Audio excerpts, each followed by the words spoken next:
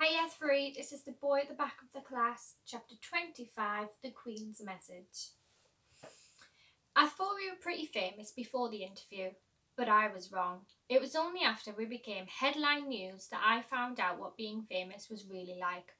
Wherever we went, Tom and Michael and Josie and Armette and me were waved at and smiled at and patted on the head and given thumbs up by lots of people we didn't know. People at the bus stop and on the streets would run up to us and say things like, "God bless you," and "We're all behind you, Armette," and "I just signed the petition. Parliament's going to listen to us, you'll see."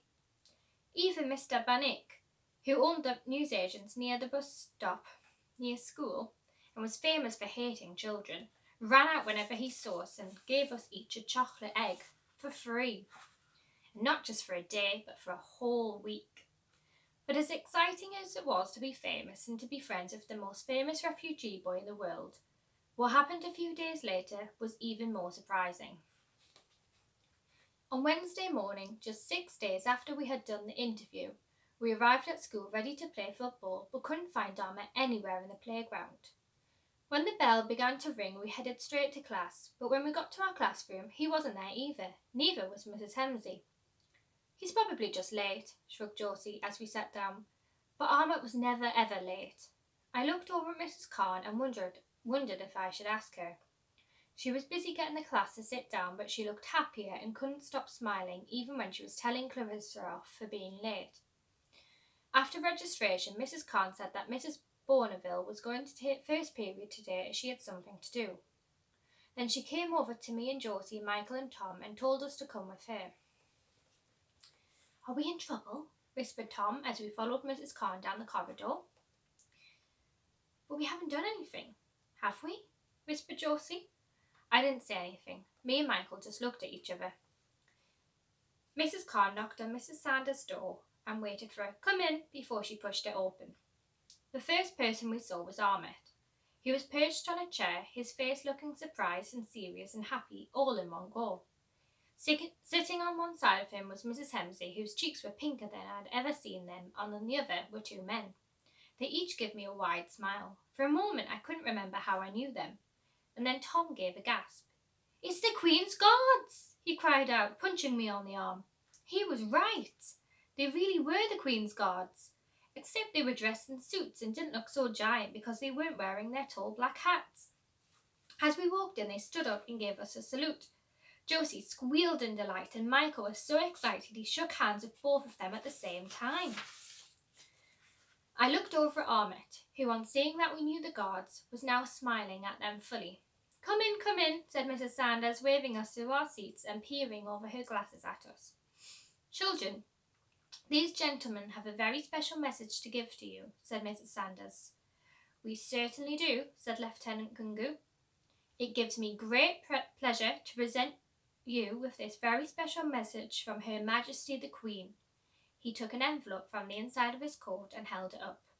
"And seeing how the greatest idea in the world was your idea, how about you open this?" he asked, as he held the envelope out to me.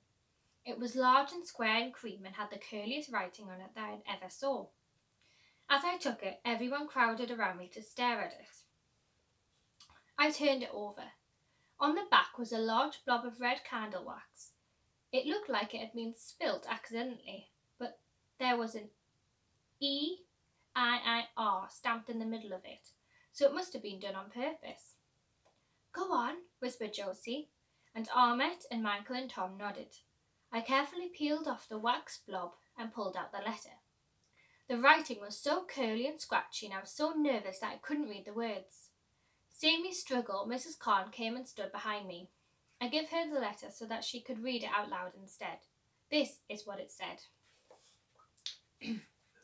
"Dearest children, Lieutenant Chris Taylor and Second Lieutenant Walter Kungu were so kind as to inform me of your brave, although slightly dangerous, actions undertaken on behalf of your refugee friend Armette. I have now also received the letter you had written to me on the subject beforehand. Thank you for the very colourful envelope and the lovely stamps. Purple is quite my favourite colour. I was very sorry to hear of Armette's plight. I've heard many of little boys and girls like him. Thanks to your brave actions, lots of people from all over the world are working together to try and locate his family. I know they will all be trying their very best, and I look forward to hearing of their safe arrival to the United Kingdom, or Queendom as you so nicely put it, soon. My lieutenants tell me that you had brought tea and biscuits and gifts in the hopes of sharing them with me. That was a lovely idea. I am unfortunately scheduled to go on a small tour across Britain this week, but when I get back in a fortnight's time, I should like nothing better than to invite you all to have tea with me at the palace. Until then, I must ask you that you please do not go running after any more of my soldiers. It was awfully dangerous. I am most relieved that you were not hurt. Any letter addressed to me will always reach me, and I do like to receive mail, especially one so beautifully decorated and written with such care. With my fondest best wishes, Elizabeth, 92 years old. After Mrs. Khan had read it out loud for us and Mrs. Hemsey had finished telling Ahmet what the letter said, we all sat in silence. I guess there are just some things that even grown-ups don't have any words for, and a message from the Queen is one of them.